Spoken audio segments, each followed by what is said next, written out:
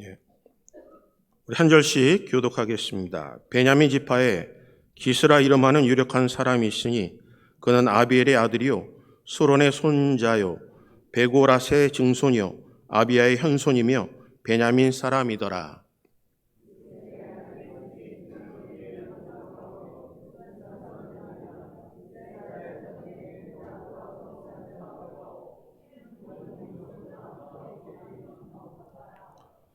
사울의 아버지 기스가 암나기들을 잃고 그의 아들 사울에게 이르되 너는 일어나 한 사환을 데리고 가서 암나귀들을 찾으라 하며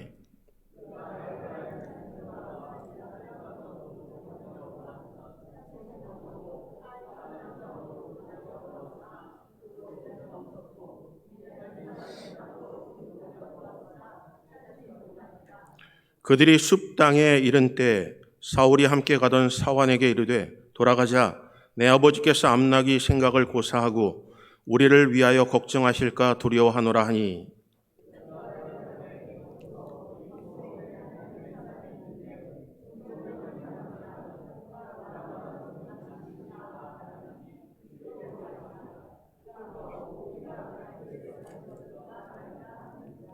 사울이 그의 사환에게 이르되 우리가 가면 그 사람에게 무엇을 드리겠느냐? 우리 주머니에 먹을 것이 다하였으니 하나님의 사람에게 드릴 예물이 없도다.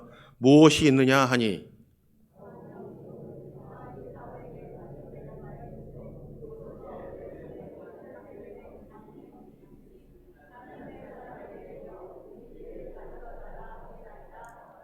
옛적 이스라엘의 사람이 하나님께 가서 물으려 하면 말하기를 선견자에게로 가자 하였으니 지금 선지자라 하는 자를 옛적에는 선견자라 일컬었더라.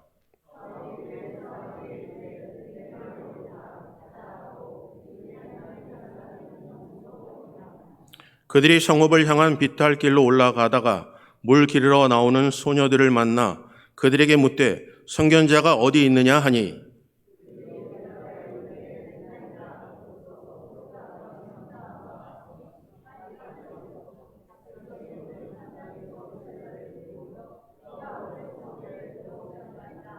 당신들이 성읍으로 들어가면 그가 먹으러 산당에 올라가기 전에 곧 만나리이다. 그가 오기 전에는 백성이 먹지 아니하나니 이는 그가 재물을 축사한 후에야 청함을 받은 자가 먹음이니이다.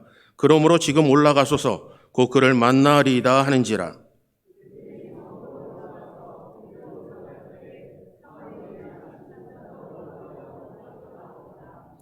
사울이 오기 전날에 여호와께서 사무엘에게 알게 하여 이르시되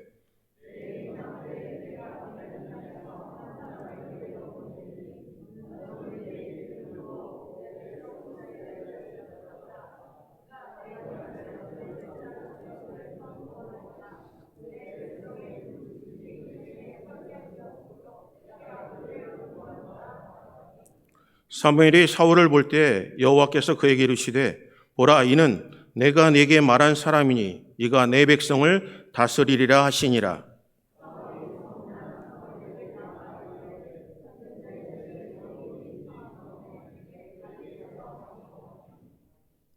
사무엘이 사울에게 대답하여 이르되 내가 선견자니이다. 너는 내 앞서 산당으로 올라가라. 너희가 오늘 나와 함께 먹을 것이요 아침에는 내가 너를 보내되 네 마음에 있는 것을 다 네게 말하리라.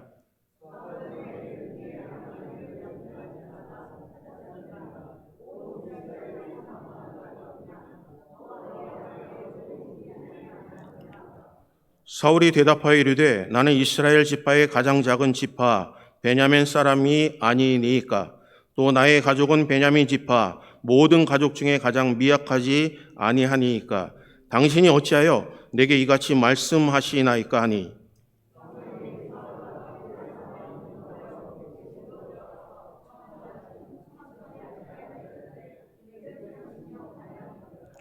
사무엘이 요리인에게 이르되 내가 네게 주며 네게 두라고 한 것 말한 그 부분을 가져오라. 그것에 붙인 것을 가져다가 사울 앞에 놓는지라. 사무엘이 이르되 보라 이는 두었던 것이니 내 앞에 놓고 먹으라. 내가 백성을 청할 때부터 너를 위하여 이것을 두고 이때를 기다리라 하였느니라. 그날에 사울이 사무엘과 함께 먹으니라. 아멘. 이 시간 우리 최호영 목사님 나오셔서 본문의 말씀을 의지하고 우리 예수 진정한 왕이라는 제목으로 말씀 증거하실 때 여러분의 마음의 문을 활짝 여시고 큰 은혜 받으시기를 바랍니다.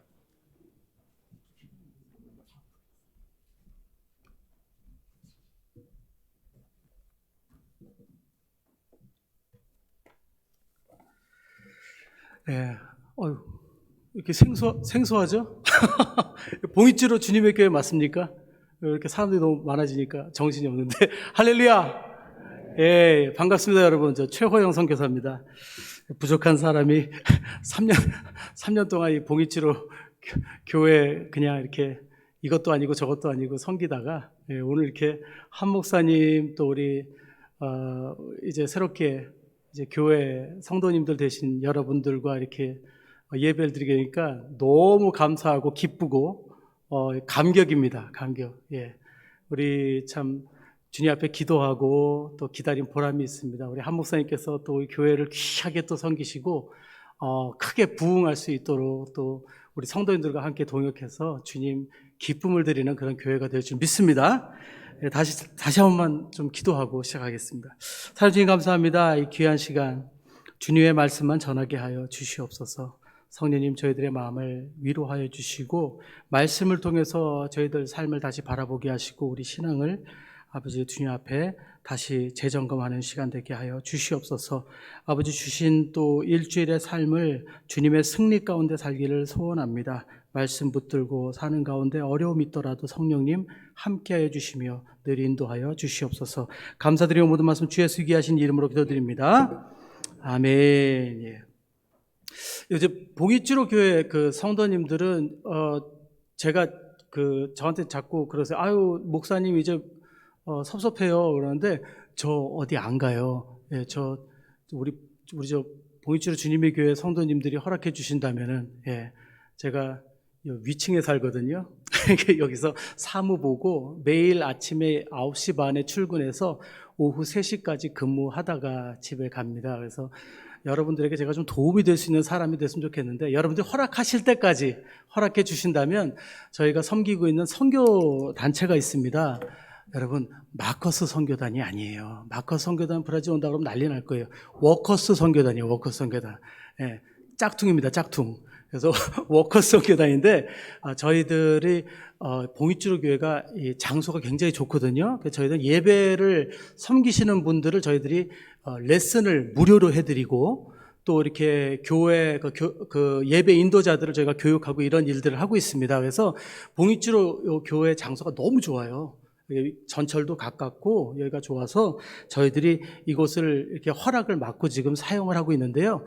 여러분들한테 폐가 되지 않도록 노력하도록 하겠습니다. 항상 저희들 스케줄 미리 알려드리고 또 여러분들도 기억나실 때 우리 워커 선교단 위해서 기도해 주십시오. 지금은 콰이어를 좀 만들어서 토요일 날 저녁과 주일 오후에 연습을 하고 있고요. 청년들 성가대예요. 하고 있고 그리고 여러 교회 그 악기 연주자들을 저희들이 레슨을 해드리고 있습니다. 무료로. 그래서 3개월씩 레슨을 신청하시는 분들에 따라서 그래서 저희 교회 청년들도 혹시 악기 원하시는 분은 저희가 프로페셔널 선생님들 이렇게 모셔서 저희들이 섬기겠습니다. 그러니까 저 어디 안 가요. 맨날 여기 왔다 갔다 하니까 혹시 뭐 필요하신 게 있으면 언제든지 말씀하시면 저 도움이 될 수 있도록 하겠습니다.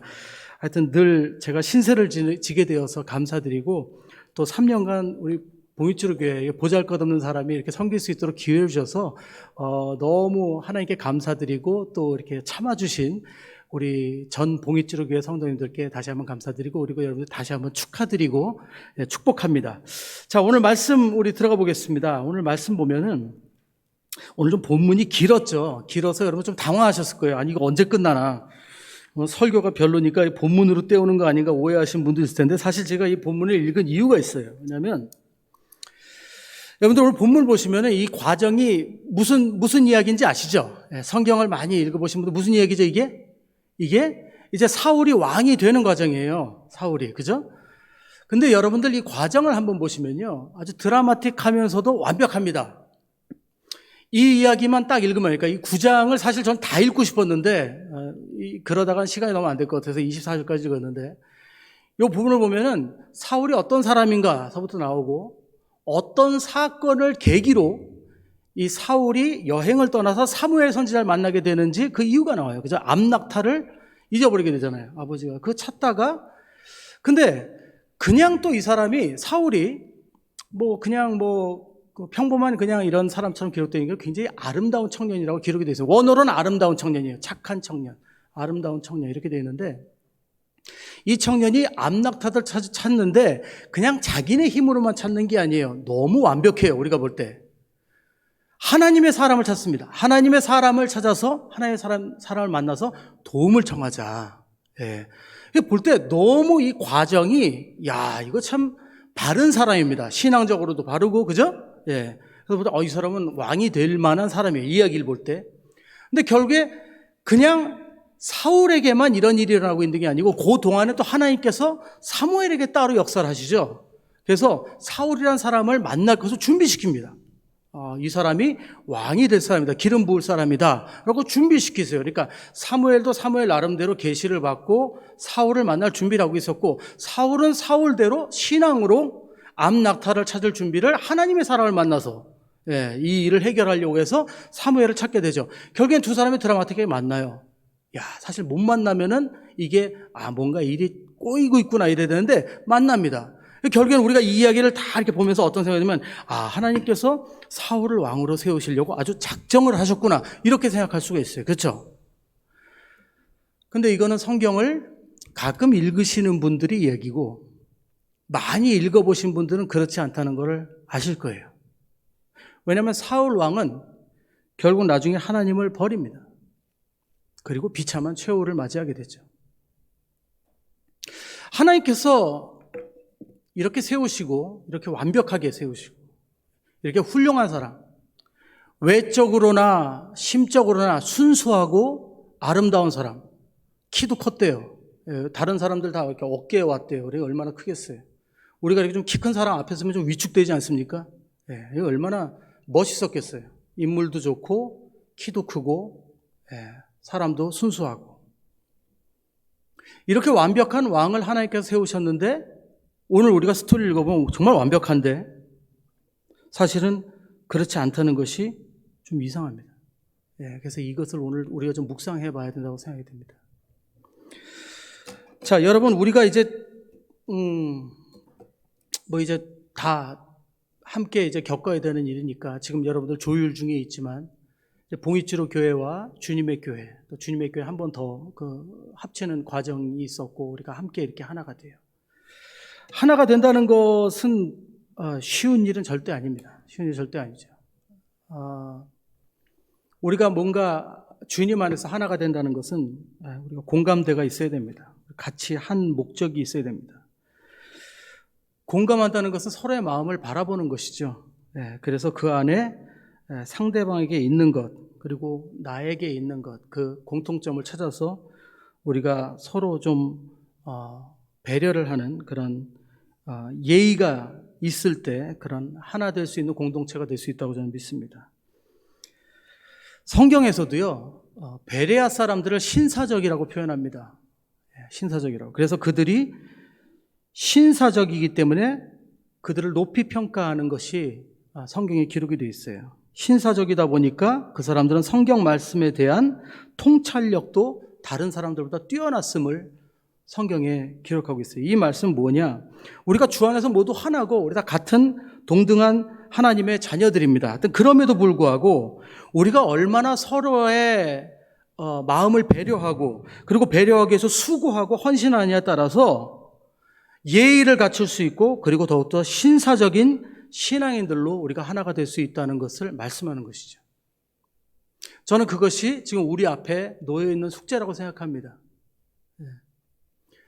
우리가 다른 장소에서 다른 문화에서 만났기 때문에 우리는 다른 것에서 공동되는 그런 생각을 찾을 것이 아니라 공감대를 찾을 것이 아니라 우리는 오직 성경 안에서 또 주님 안에서 한 공감대를 찾기 위해서 우리가 서로 예의를 갖추고 우리가 노력하지 않으면 우리는 같은 신앙인들이라도 결국에는 깊은 하나님의 마음을 통찰하지 못하는 깊이 하나님의 마음을 통찰하지 못하는 그런 상황에 놓을 수도 있다는 것을 우리는 기억해야 된다는 것이죠.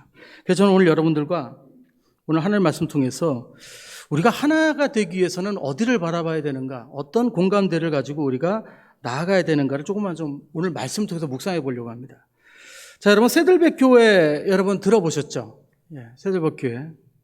세들백 교회 저는 책을 읽고 이제 처음에 세들백 교회 한번 가봤더니 저는 뭐 책을 읽어서 뭐 그냥 어느 정도 그랬더니 뭐지 쇼핑센터보다 더 커요. 무지무지 큰데 하여튼 뭐 거기 교회 릭 워렌 목사님이 이런 말씀을 하신 적이 있습니다. 이 목사님이 뭐라고 말씀하시면 우리의 삶의 질은 우리가 내리는 결정의 질에 달려 있다 이런 말씀하십니다. 이게 무슨 말씀이냐면 한 사람이 어떤 사람인가를 우리가 알기 위해서는 그 사람이 내리는 결정을 보면 알 수 있다는 겁니다. 그러니까 겉으로는 우리가 아무리 신앙이 좋아 보여도 우리 결정함이 하나님의 뜻에 따라 하나님의 그 마음에 따라 결정한 것이 아니라 나의 가치관, 나의 신념에 기반돼서 결정하는 것이라면 그 사람이 어떤 신앙인인가를 알 수 있다는 거예요.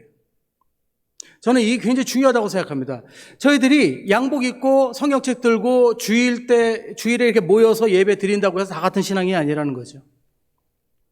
중요한 것은 여러분들이 일주일의 삶을 사는 동안 순간순간 어떤 결정을 내리시냐가 여러분들이 참 신앙인인가 아닌가가 보여진다는 거예요. 나타난다는 거예요. 드러난다는 겁니다. 이것은 우리가 한번 생각해 봐야 되는 겁니다. 저희는 오늘 본문 9장에서 사울을 봅니다. 사울과 사무엘의 만남을 보죠. 선지자 사무엘. 그래서 왕이 세워지는 그 과정을 우리가 같이 읽는데 여기서 사울이 왕으로 채택될 것이 마치 하나님이 정해주신 것 같아요. 왜냐면 보세요. 9장 17절 오늘 읽은 데도 보면은 사무엘이 사울을 볼 때 여호와께서 그에게 이르시되 보라 이는 내가 내게 말한 사람이니 이가 내 백성을 다스리리라 하시니라. 그래서 많은 분들이 하나님께서 사울을 세우셨지만 사울이 나중에 하나님을 버렸다고 그냥 이렇게 생각할 수 있어요. 하지만 우리가 잘 압니다. 성경 많이 읽으시고 묵상하신 분들은 알죠. 하나님께서 사울을 왕으로 세우시려던 것이 아니에요. 애당초 계획이. 애당초 계획은 하나님이 메시아를 우리에게 보내주시는 것으로 이야기가 진행이 돼요. 사사기 이후로. 근데 누가 원했습니까? 이 장로들, 이 이스라엘의 이스라엘 백성들이 이 사무엘에게 요구를 했어요. 자, 우리가 지금 9장을 읽었는데 8장으로 돌아가 보겠습니다. 근데 안 찾으셔도 제가 읽어드릴 테니까. 근데 8장 4절, 5절을 제가 읽어볼게요. 뭐라고 하나? 이스라엘 모든 장로가 모여 라마에 있는 사무엘에게 나가서 그에게 이르되 보소서 당신은 늙고 당신의 아들들은 당신의 행위를 따르지 아니하니 모든 나라와 같이 우리에게 왕을 세워 우리를 다스리게 하소서 한지라. 자, 장로들이 사무엘에 간 이유가 있습니다. 그게 왜냐하면 좀 이따 제가 이제 1절, 2절을 읽어드리겠는데 사무엘의 아들들이 사사가 됐어요. 사사가 됐는데 사사가 제대로 못하는 거예요. 이거를 하나님을 잘 섬기지도 못하고 신앙도 심도 없고 정말 일을 제대로 못하니까 사실 이 사사기를 저희가 읽어보면 알지만 사사 때문에 피해를 본 일들도 많습니다. 그러니까 불안한 거예요, 백성들이. 그러니까 장로들은 사무엘한테 가서 그래요. 야, 우리 더 이상 사사를 원하지 않는다. 왕을 주세요. 우리도 그럴듯한 왕을 주십시오. 라고 했는데 여러분 이게 타당한 요구입니까? 아닙니까? 한번 생각해 보세요. 저는 인간적으로 볼 때 타당한 요구라고 생각합니다. 그렇지 않습니까? 왜? 일을 제대로 못하잖아요. 사사들 때문에 문제도 많이 생겼거든요. 왕이 없으니까 다른 나라에서 막 넘보거든요. 그게 불안한 거예요. 그러니까 타당하다고 생각합니다. 왜냐하면 1절, 2절 보면 이렇게 되어 있어요. 8장입니다. 사무엘이 늙음에 그의 아들들을 이스라엘 사사로 삼으니 장자의 이름은 요엘이요 차자의 이름은 아비아라. 그들이 브엘세바에서 사사가 되니라. 그의 아들들이 자기 아버지의 행위를 따르지 아니하고 이익을 따라 뇌물을 받고 판결을 굳게 하니라. 일을 못하는 거예요. 거기다 돈까지 탐하고 정의롭지 못하고 이러니 왕을 세워달라고 하는 것이 상황에 따라서 타당해 보이는 겁니다. 그렇죠? 근데 여기서 문제입니다. 사무엘은 우선 이 이야기를 듣고 기뻐하지 않아요. 당연히 기뻐하지 않죠. 왜냐하면 자기 아들들이 흠이 드러난 거잖아요. 그리고 당신들 아들들 사사하는 꼬라지를 보니까 못 살겠다. 왕을 달라고 그래요. 기분 나쁘죠. 그래서 하나님께 나갑니다. 하나님께서 기도를 해요. 하나님, 이들이 이렇게 왕을 달라고 하네요. 하고 기도를 합니다. 그러자 하나님께서 하신 말씀 보세요. 여호와께서 사무엘에게 이르시되 7절입니다. 8장 백성이 내게 한 말을 다 들으라. 이는 그들이 너를 버림이 아니요. 잘 들어보세요. 너를 버림이 아니요. 나를 버려 자기들의 왕이 되지 못하게 함이니라. 자, 재밌죠? 사무엘은 사무엘대로 섭섭해요. 왜? 백성들이 자기의 아들들을 인정하지 않았기 때문에 왕을 달라고 한 것으로 사무엘은 생각했던 거예요. 근데 하나님께서 하신 말씀 뭐예요? 사무엘 널 버린 게 아니라 날 버린 거야. 자, 여기엔 다른 깊은 뜻이 있습니다. 이게 뭔가요? 이건요, 하나님께서 오랫동안 이스라엘 백성들을 관찰할 때 이미 그들의 마음에 하나님을 신뢰하지 않는다는 것을 알고 계셨다는 겁니다. 하나님은 이미 백성들이 하나님을 왕으로 인정하지 않고 있기 때문에 모든 게 불안한 것을 말씀하시는 거예요. 사사는 너희 왕이 아니야. 진정한 너희들의 왕은 나였어. 근데 그들은 지금까지 인정 안 한 거예요. 그들 생각에는 사사들이 왕 대신 서 있다고 생각했죠. 하지만 이스라엘 백성들의 왕이 누구예요? 진정한 왕은 하나님 여호와세요. 근데 그걸 이 백성들이 인정 안 하고 지금까지 사사가 왕인 줄 알고 있어요. 왜? 사사가 정권 앞에 서 있으니까, 행정을 하고 있으니까. 그러니까 이것으로 만족 못하니까 우리에게도 왕을 주세요 한 거예요. 하나님 입장에서 이거 뭘로 본 거냐면, 우리가 하나님 왕이 싫으니까 빨리 우리도 사람 왕 주세요. 이렇게밖에 이해할 수 없었던 거죠. 이것을 하나님은 뭐라고 말씀하십니까? 8절 9절. 내가 그들을 애굽에서 인도하여 낸 날부터 오늘까지 그들이 모든 행사로 나를 버리고 다른 신들을 섬긴같이 내게도 그리 하는도다. 그러므로 그들의 말을 듣되 너는 그들에게 엄히 경고하고 그들을 다스릴 왕의 제도를 가르치라.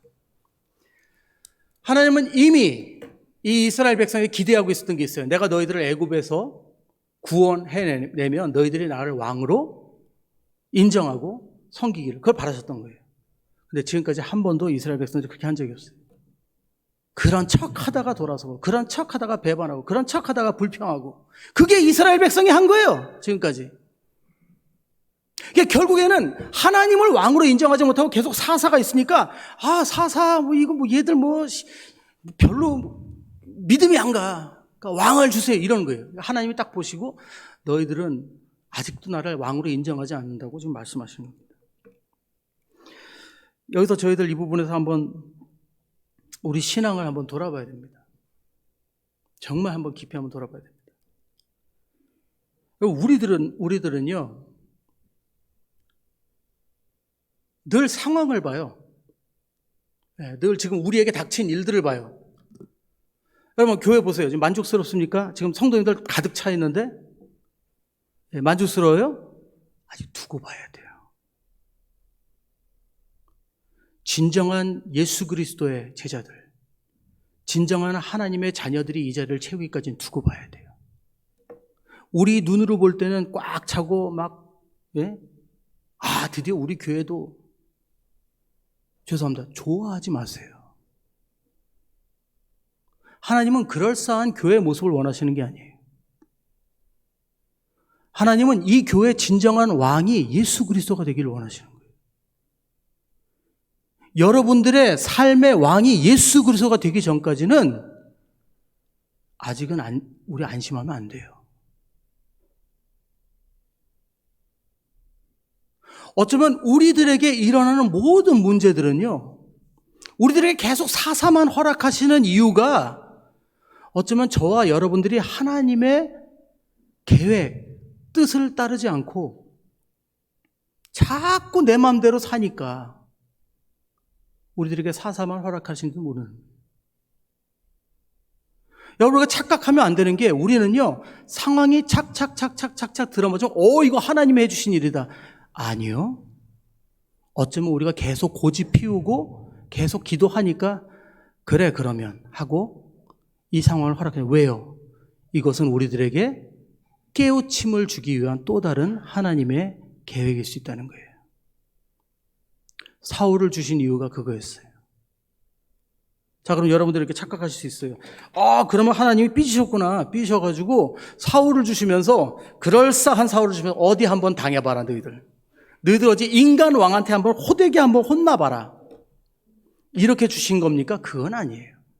우리가 두 가지 기억해야 되는 게 있어요. 이게 뭐냐? 첫째, 우리에게 하나님이 주신 계획이 무엇인가를 늘 우리는 살펴야 됩니다. 봉익주로 주님의 교회, 이제는 새로운 교회예요. 봉익주로 주님의 교회에 하나님이 하시고자 하시는 계획이 무엇인가를 살펴야 돼요. 다시 한번 말씀드립니다. 봉익주로 주님의 교회는 주위 교회들 보고 상황을 보고 이만하면 우리 교회가 그럴싸하게 됐다. 이걸로 나가면 안 된다는 거예요. 하나님이 이 교회에 주신 계획이 무엇인지, 하나님이 이 교회를 통해서 하시고자 하신 무엇인지, 하나님이 나에게 원하시는 것이 무엇인지 그것을 깨닫는 게 우리들의 숙제라는 거예요. 그걸 살펴야 되는 거예요. 그래서 기도해야 되는 거예요. 그거를 기도하지 않고 그것을 묵상하지 않으면 우리는 늘 언제나 그 자리입니다. 그러면서 우리의 고집으로 늘 우리가 알고 있는 그럴싸한 교회의 모습을 만들어 가겠죠. 그리고는 착각을 하겠죠. 잘 되고 있다고. 안심하겠죠. 이 정도면 그럴싸하다고. 근데 그런 교회는 너무너무 많아요. 그럴싸한 교회는 너무너무 많아요. 하나님이 찾으시는 진정한 교회는 하나님의 계획에 순종하는 그 교회를 찾으시는 거예요. 때로는 그 계획이 자갈밭일 수도 있어요. 사막 길일 수도 있어요. 근데 그게 하나님이 주신 계획인 게 확실하면 우리 같이 갑시다 하는 게 진정한 하나님의 교회입니다. 이 교회를 통해서 하나님이 이걸 하시기 원하는데 그렇게 되면 우리 교회가 내인지 하나님의 계획이 확실하면 갑니다. 그게 하나님의 교회예요. 그럴싸한 왕이 세워지고 그럴싸한 모양이 갖춰지고 이거는 나중 문제. 먼저 그의 나라와 그의 의를 구하면 이 모든 것을 너에게 뭐 이렇게 아침들 안 드셨구나. 너희에게 더하시리라. 네, 아멘. 저희가 알아야 되는 것이 있습니다. 하나님께서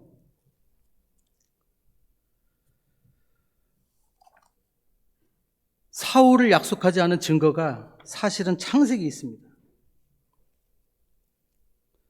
창세기, 한 장 넘어가 버렸네. 창세기 49장을 보면은 제가 8절부터 읽어볼게요. 유다야 너는 내 형제의 찬송이 될지라. 내 손이 내 원수의 목을 잡을 것이요 내 아버지의 아들들이 내 앞에 절하리로다.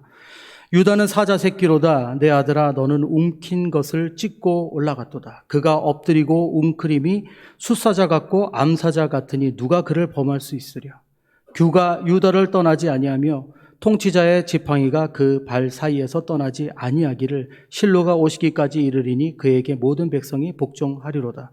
그의 나귀를 포도나무에 매며 그의 암나귀 새끼를 아름다운 포도나무에 맬 것이며 또 그 옷을 포도주에 빨며 그의 복장을 포도즙에 빨리로다. 그의 눈은 포도주로 인하여 붉겠고 그의 이는 우유로 말미암아 희리로다. 여기 그라고 하는데 그가 누군가요? 바로 오실 왕 예수 그리스도를 말씀하시는 메시아를 말씀하시는 거예요. 여기서 9절들의 9절하고 10절을 보면은 예언 부분에 세 가지 표현이 있습니다. 사자 새끼, 규, 통치자의 지팡이. 이게 뭘 얘기냐면 곧 오실 위대한 왕을 의미하는 겁니다. 그런데 여러분 이 위대한 왕을 이야기하실 때 이 왕이 어느 족속에서 난다고 여기 오늘 창세기 49장에 말씀하고 계시나요? 어느 족속이에요? 유다. 여러분 유다 족속에서 메시아가 나실 것이라고 말씀하시고 계세요. 근데 사울은 어느 족속이에요? 여러분 한번 9장 우리 오늘 읽은 9장 1절 보면요 뭐라고 되어 있냐면 베냐민 지파에 기스라 하는 이름하는 유력한 사람이 있으니 그는 아비엘의 아들이요 소렐의 손자요 베고랏의 증손이요 아비야의 현손이며 베냐민 사람이더라. 기스에게 아들이 있으니 그의 이름은 사울이요. 여러분 성경에는요 그 어디에도 메시아가 베냐민 족속에 나온다고 기록한 곳이 없습니다. 성경은 분명히 메시아가 유다에서 난다고 되어 있어요. 근데 오늘 누가 왕으로 세워지고 있죠? 사울이요. 그리고 그는 베냐민 족속이에요. 여기에 증거가 있는 거예요. 원래 하나님께서 계획하시던 왕이 아니란 얘기죠. 이 사람은 메시아도 아니고 왕도 아닙니다. 그러나 백성들은 그를 왕으로 모시고 보기에도 그럴싸하고 너무너무 괜찮으니까 그를 왕으로 받아들입니다. 여러분, 저희들은요, 하나님을 섬기고 또 하나님을 예배하고 또 하나님을 믿고 산다고 하면서 우리 주위의 상황에 많이 흔들립니다. 그래서 기도를 하죠. 간구를 해요. 주님, 저는 요번에 장사가 이렇게 안 돼서 뭐 그럴 수 있어요. 기도할 수 있어요. 우리 자녀가 이래서 기도할 수 있어요. 우리 부부 관계가 이래서 기도할 수 있어요. 우리 교회가 이래서 기도할 수 있어요. 근데 제일 먼저 우리가 살펴야 되는 게 뭐예요? 하나님이 내게 주신 계획이 무엇인가? 내가 이렇게 돼 있는 게, 혹시 내가 하나님 앞에 바로 서 있지 않아서 그런 것은 아닌가? 그러기 위해서 우리는 기도해야 됩니다. 매일매일 주님 앞에 무릎 꿇고, 주님, 혹시 제가 주님께 놓치고 있는 건 없습니까? 말씀을 묵상하면서 주님, 제가 놓치고 있는 건 없습니까? 기도하시고 묵상하시다 찬양하시면서 주님, 혹시 제가 놓치고 있는 건 없습니까? 말씀해 주시옵소서. 이게 먼저 첫 번째 우리 신앙인들의 자세가 되어야 된다는 거예요. 근데 우리들은 무엇부터 하죠? 주님, 지금 상황이 이러니까 이렇게 고쳐주세요. 주님, 우리 자녀가 이러니까 이거 안 하게 해주세요.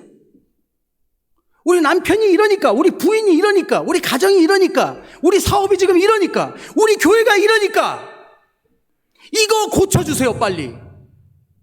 자존심 상해 죽겠어요.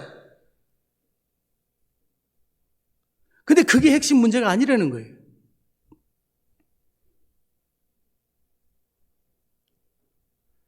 근데 하나님은 계속 말씀하세요. 그게 아니다. 지금 네가 이렇게 된 거 계속 말씀. 근데 우리는 안 들어요. 왜? 기도를 안 하니까. 말씀 묵상도 안 하니까. 말씀 듣고도 적용도 안 해. 아주 연습이 돼 있으신 분들이 있어요. 예배 설교 딱 시작하면 그때부터 자세는 기가 막혀요. 그리고 웃겼던 얘기만 기억하시는 분들이 있어요. 오늘 너무 웃겼어. 그리고 누구 얘기하면 어느 집사 얘기하는, 아니요, 아저씨 얘기하는 아저씨. 하나님의 말씀을 나한테 적용해야지. 그게 안 돼 있는데 우린 자꾸 요구를 하는 거예요. 제가 부끄러운 얘기 하나 해드릴까요? 제가 어릴 적에 한인제일침례교회를 다녔습니다. 근데 한인제일침례교회 청년 때 한인제일침례교회를 이렇게 다니다가 제가 이렇게 찬양인도 너무 하고 싶어가지고, 그때부터 어릴 때인데 한 18살 때인가 찬양인도 너무 하고 싶어서 목사님한테, 그때 임창진 목사님이셨어요. 임창진 목사님, 목사님 제가 오후 예배 때 제가 찬양인도를 하겠습니다 그랬어요. 찬양인도를 하겠다고 그러니까 목사님이 마지못해 하든지 말든지 그래서 하라고 그랬는데 임창진 목사님 마음에 안 드신 거예요. 하는 게. 목사님이 마음에 안 드셔서 막 이러고 계시니까 상처를 받았어요. 그래서 교회를 옮겼어요. 상처를 받고 교회 옮겨서 신일교회로 가서 신일교회. 근데 신일교회에서 지금 저희 집사람을 만났어요. 그래서 거기서 이제 연애를 하기 시작했어요. 처음에 제가 신일교회 갔을 때 너무너무 열심히 섬겼는데, 회장으로서 열심히 섬겼는데, 거기에서 우리 집사람을 딱 만나고 연애를 하기 시작하니까 너무 좋아가지고 예배 끝나고 나면 둘이 연애하러 나가는 거예요. 차를 사가지고, 제 차를 샀어요. 그때 산타나, 그 옛날 차 이렇게 네모난 산타나 있어요. 되게 옛날 거. 그거 사가지고, 그때 신형이었어요. 그거 사가지고 지금 집사람하고 매 연애하러 다니는 거예요. 교회에서 걱정을 했어요. 이게 봉사 열심히 하고 아이들 이렇게 돌봐주고 이러던 청년이 말이지. 요즘 연애질 하느라고 이렇게 그러니까 저한테도 와서 이렇게 조심히 말씀하시는데 제가 그 말을 안 들었어요. 그러던 어느 날 그 커피를 마시러 어디를 갔는데, 지금 집사람하고 커피를 마시러 갔는데 차를 이렇게 길에다 세워놨어요. 그래서 다른 차들도 이렇게 쫙 세워져 있죠. 근데 갑자기 와당탕탕 하는 소리가 나는 거예요. 그래서 카페에서 나와가지고 딱 보니까 어떤 술 취한 사람인지 마약을 한 사람인지 잘 모르겠는데, 초록색 차인데 그 차로 그 주차한 차를 다 이렇게 긁고 지나가는 거예요. 다. 바바바바바 오는 거예요. 근데 제 차가 여기 있어요. 얼마나 당황했어요. 저걸 뺄 수도 없고. 동네 사람들 다 나왔어요. 막 이러고 있는데 그 차가 막 지나가니까 그 차들이 다 초록색이 돼요. 긁혀가지고 페인트에. 근데 제 차 그 순서에 딱 와가지고 싹 피하더니 그 다음 차부터 바바바바박 하고 지나가더라고요. 그래서 가버렸어요. 그 동네 사람들이 다 와가지고 제 차를 이렇게 보더니 이야, 네 차만 멀쩡해. 기적이야. 하나님이 너를 보호하시는 거야. 그렇게 얘기하더라고요. 그래서 제가 어떤 생각을 했겠어요? 와, 하나님이 내 차를 보호하셨구나. 내가 하나님의 종이니까. 그렇게 저도 생각했어요. 2주 있다가 차 도둑 맞았어요. 뭐게? 경고였어요. 경고. 너 정신 안 차릴래? 물론 제가 여러분들에게 여러분 차 잊어버립니다. 그런 얘기하는 게 아니에요. 그게 아니고 그때 저한테는 그렇게 말씀하셨던 거예요. 제가 말을 안 들으니까. 우리 이게 착각해요. 네. 우리 이게 착각해요. 우리는 착각을 잘하는 사람들입니다. 우리 여기서 벗어나야 돼요, 여러분. 자, 여러분 우리가요. 오해를 해서는 안 됩니다. 하나님이 그러면 그렇게 해서 사울을 주셔서 이 백성들을 고생하게 일부러 하신 건가? 아니요. 저는 그렇게 생각하진 않아요. 하나님은 이것을 통해서 우리에게 깨우침을 주셨던 거예요. 만약에 여러분 사울이 하나님의 말씀에 순종해서 정말 좋은 왕으로 잘 섰다면 저는 하나님께서 또 축복해 주셨을 거라고 믿습니다. 근데 문제는 하나님 아셨어요. 다. 하나님 아셨어요. 그리고 여러분 경고 안 했나요? 여러분 성경 읽어보셨죠? 사무엘상 읽어보셨죠? 사무엘을 통해서 하나님 말씀하셨어요? 안 하셨어요? 사울한테 너 그러지 말아라. 여러분 경고하셨어요. 근데 사울이 듣지 않은 거예요. 자기 욕심에 빠져서. 자기 열등감에 빠져. 원래 열등감이 좀 있었거든요. 사울이. 거기에 빠져서 자기가 제대로 안 돼. 결국엔 비참한 끝을 맞이하게 되지 않습니까? 결국에는. 여러분 보세요. 우리가 하나 예를 들자면 여러분 예수님의 제자들이 있죠. 예수님 제자 중에 베드로와 가룟 유다 있죠. 자, 가룟 유다는 아시죠? 예, 베드로도 아시고. 근데 가룟 유다하고 베드로하고 공통점이 있어요. 공통점이 뭐예요? 예, 두 사람 다 한번 크게 예수님을 배신했다는 거예요. 그죠? 물론 가룟 유다는 오랫동안 사단의 속임수에 빠져서 정말 계획적으로 그렇게 했던 거고 베드로는 좀 달라요라고 얘기할 수 있지만 어쨌든 두 사람이 예수님을 배신한 건 맞아요. 그렇죠? 근데 성경은 가룟 유다에 대해서 뭐라고 얘기하냐면 그러니까 예수님께서 뭐라고 말씀하면 네가 태어나지 않았으면 좋았을 거 이렇게 말씀해요. 왜? 이미 그가 어떻게 할 것을 알고 계셨기 때문이에요. 그가 한 짓이 뭐예요? 배신하고 그는 바로 자살해버렸어요. 자기의 그 죄를 뉘우치지 않고. 그냥 자기 자책으로 그냥 자살해버렸어요. 그러니까 예수님을 만날 수가 없어요. 저는 이렇게 생각합니다. 저는 여러분 베드로가 배신했을 때 베드로 어디로 갔어요? 자기 고향으로 돌아갔어요. 이거는 3년 동안 자기를 가르쳐주신 예수님의 가르침을 배반한 거예요. 또 완전히 그 가르침을 버리고 다시 어부가 된 거예요. 옛날 모습으로 돌아간 거예요. 다 버리고. 그리고 금을 던졌죠. 근데 거기 누가 찾아오셨어요? 예수님 찾아오셨어요. 기회를 주셨다고요. 그리고 베드로가 3번 부인한 것에 3번 그 사랑을 확인하시고 그를 다시 제자로 삼아주셨어요. 그게 예수님의 사랑이고 그게 하나님의 계획이에요. 하나님은 저와 여러분들을 회복해 주시기 원하고 지금도 저희를 사랑하십니다. 저희들이 잘못된 길을 지금 선택하고 잘못된 생각으로 기도하고 있다 하더라도 하나님은 지금 저희들에게 다시 한번 우리를 깨우쳐 주시기 위한 계획을 주시는 분이에요. 이걸 통해서 한번 골탕 먹어봐라 이런 게 아니라는 거예요. 그럼 우리가 지금 해야 될 건 뭐예요? 혹시 내가 잘못된 길로 가고 있는가를 다시 주님 앞에 나가서 점검하는 것이 중요하다는 겁니다.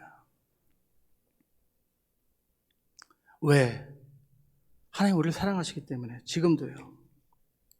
사랑하는 여러분, 말씀 마치겠습니다.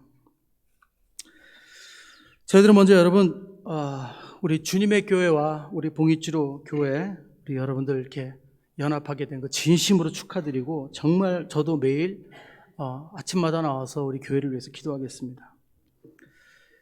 근데 우리들이 어떤 교회를 이루어 나갈까에 대해서는 우리가 함께 깊이 고민하고 묵상해야 될 것입니다.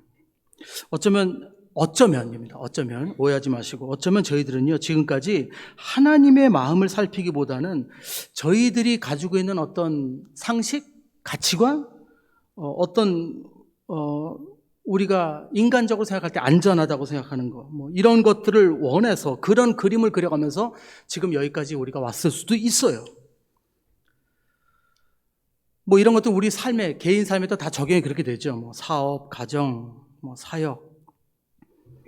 근데 지금까지 우리가 하나님의 마음을 혹시 살피지 못했다 하더라도 우리가 다시 모든 것을 다 내려놓고 주님의 음성을 듣기 위해 우리가 노력해 나가고 또 우리가 수고하고 헌신하는 가운데 주님의 음성을 들려주시고 그리고 다시 한번 예수님께서 우리의 왕이 되시고 이 교회의 머리가 되시고 우리들을 이끌어 주실 거라고 저는 확신합니다. 여러분 오해하지 말고 들어주십시오. 봉익주로 교회와 주님의 교회 연합이 여러분 하나님의 뜻이었다고 우리가 확신할 수 있습니다. 근데 그 답은 저와 여러분들이 이제부터 어떻게 하나님의 음성을 듣게 노력하고 또 서로 우리가 얼마나 신사적으로 배려하고 우리 서로에게 예의를 갖추고 하나님만을 바라보고 같이 공감대를 이루어 나가느냐 거기에 달려 있다는 것이에요. 여러분 이제 갈 길이 멉니다. 갈 길이 먼데 하나님은 여러분들을 사랑하시고 축복해 주시기 위해서 더 준비하시고 계시다는 걸 믿으시기 바랍니다. 그래서 여러분들 함께 이 교회 안에서 섬겨 나가시면서 정말 예수 그리스도만이 우리 봉익주로 주님의 교회의 왕이 되실 수 있도록 여러분들 늘 자리를 내어드리는 그런 저와 여러분들 되실 줄 믿습니다. 함께 기도하겠습니다. 사랑하는 아버지 감사합니다. 아버지 연약한 저희들, 부족한 저희들 늘 우리는 상황에 아버지 마음이 흔들리고 상황을 따라 우리는 기도하고 주님 앞에 간구합니다. 아버지 그런 가운데 주님께서 아버지 저희들을 또 다시 한번 일깨워 주시고 우리를 인도해 주시고 붙들어 주실 줄 믿습니다. 오직 주님만을 바라보며 예수 그리스도가 우리의 진정한 왕이 되시기까지 아버지 우리 더욱더 헌신하고 주님 앞에 무릎 꿇는 우리 모든 성도들 되시도록 축복하여 주시옵소서. 감사드린 모든 말씀 주 예수 귀하신 이름으로 기도드립니다. 아멘.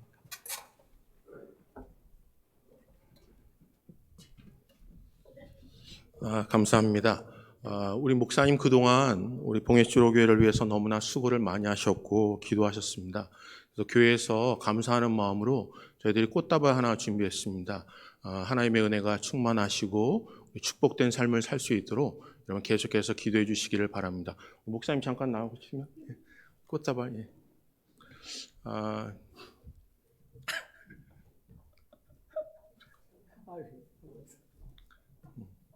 그리고 박수로 감사합니다. 잠깐만 서 계시고요. 우리 당신은 사랑받기 위해 태어난 사람 우리 한번 우리 목사님 축복하겠습니다. 그리고 옆에 분들을 위해서도 축복해 주시길 바랍니다.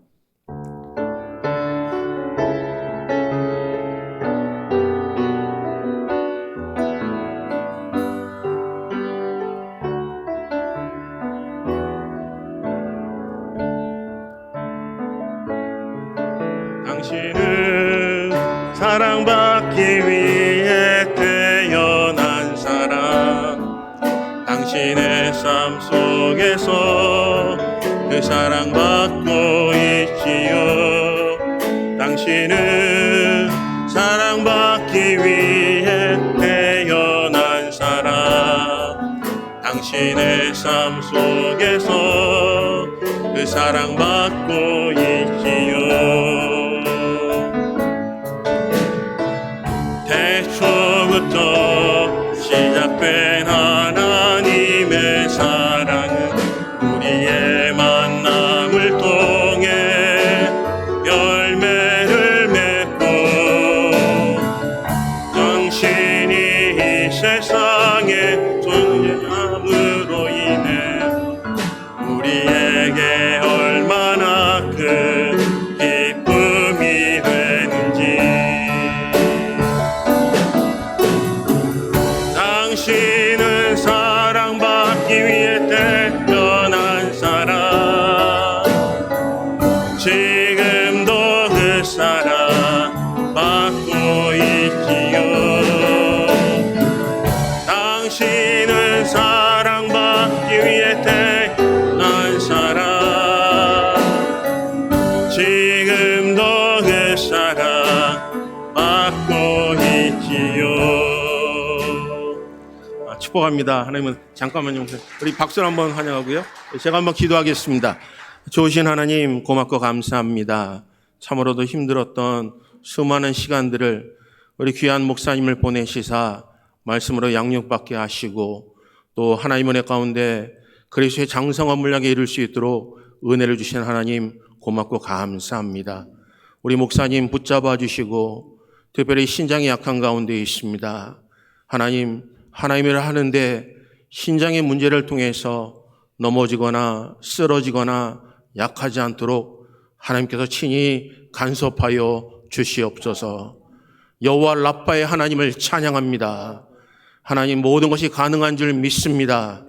우리 목사님 붙잡아 주셔서 건강뿐만 아니라 워커스 사역에 하나님께서 은혜를 더하여 주셔서 정말 이곳에서 호흡 있는 자마다 여호와를 찬양하라 하신 그 명령 붙잡고 우리가 하나님의 성호를 찬양하는 그런 일들이 이 땅에 끊이지 않도록 은혜를 베풀어 주시옵소서. 우리 교회가 감사하는 마음으로 작은 선물을 베푸니 하나님 다 갚을 필요 없지만 하나님께서 만복으로 갚아 주시옵소서.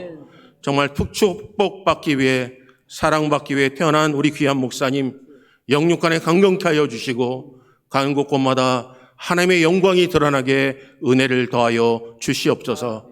모든 것 주님 앞에 의탁합니다. 예수 그리스도의 이름으로 기도합니다. 아멘. 고맙습니다, 목사님.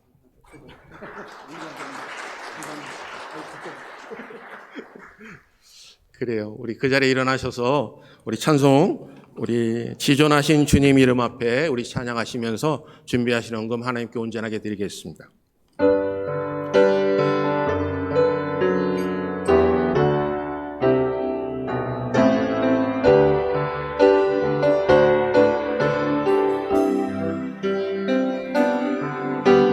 지존하신 주님 이름 앞에